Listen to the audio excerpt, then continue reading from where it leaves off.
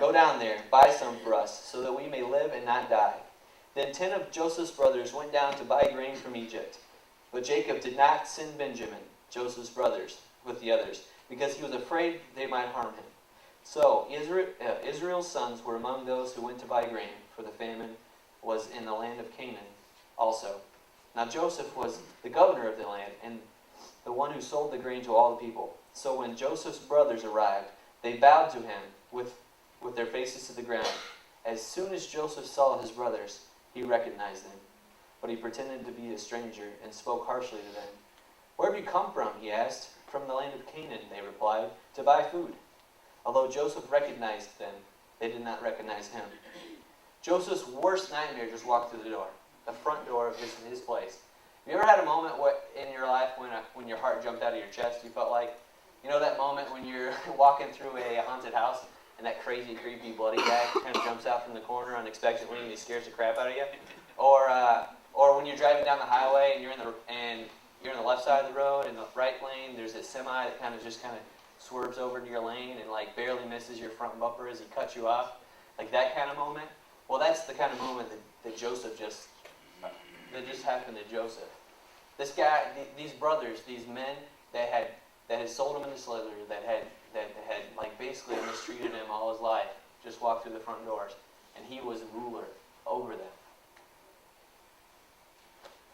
Now, they didn't recognize him. They didn't recognize him, and well, I don't know. I'm not real sure why. I mean, he was their brother. How can you not recognize your brother? But it had been about 20 years since the last time they saw him, or he had saw them. And so Joseph probably looked a little different. Back in the day when they put him in the hole and sold him off, he was a teenager. So 20 years later, he was a little older, looked a lot different. But then more importantly, I think they didn't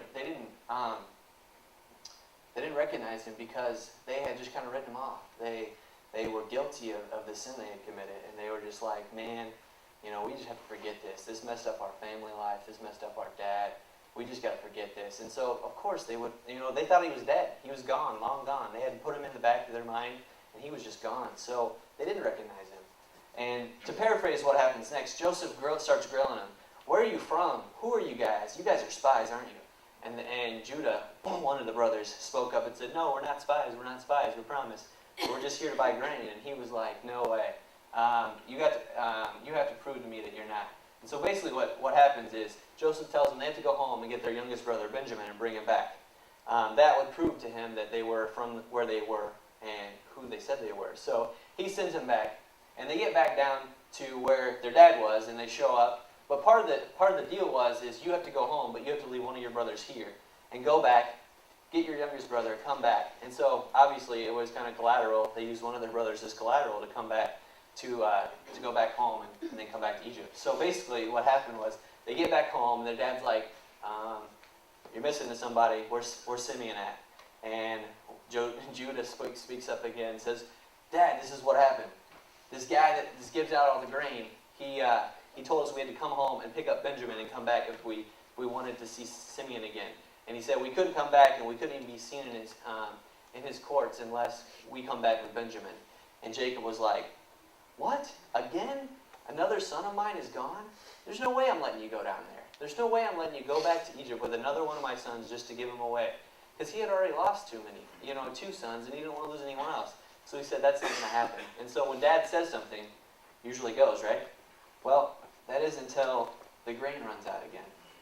The grain runs out, Jacob comes back up to the sons. I'm sure it was a couple weeks later. I'm not sure how long it was, but it could have been a short time, could have been a long time. But the grain runs out, and Jacob says, "Hey guys, go back down to Egypt again some more."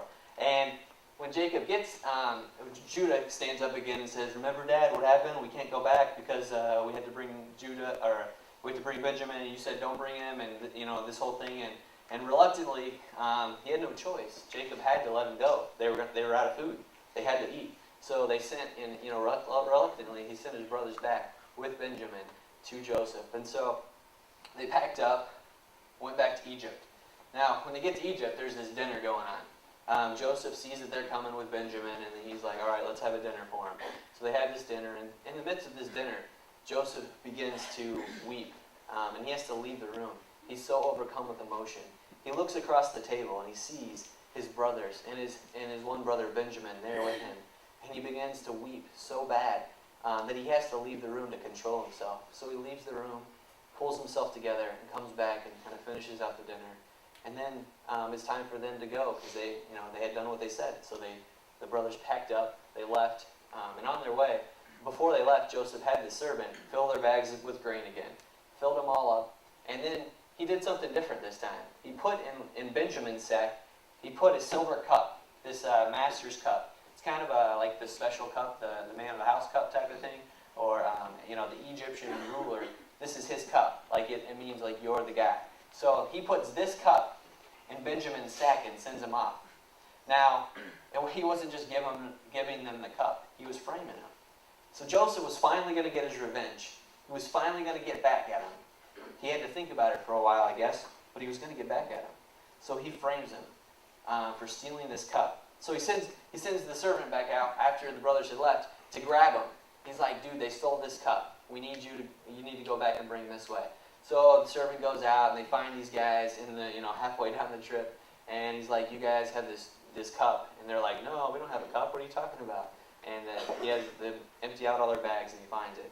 And he brings them back to Joe, and Joe stands before them and says, why have you done this to me? Why have you done this? And Judah stands up again. He's the kind of talker for everyone. I don't know. He's just like the guy that stands up.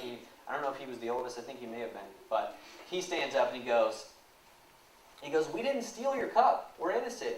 We didn't do this. Why in the world would you accuse us of this? And he's like, well, we found it in your bag. And they're like, we don't know how it got there. We didn't do it. And so basically, Joseph accuses him, and they have this plea. Judah pleads for him to not accuse them, and if what can we do to make this right, type of thing. And eventually, Judah says, hey, here's the deal. I will become your slave if you let all my brothers go. And Joseph's like, well, here's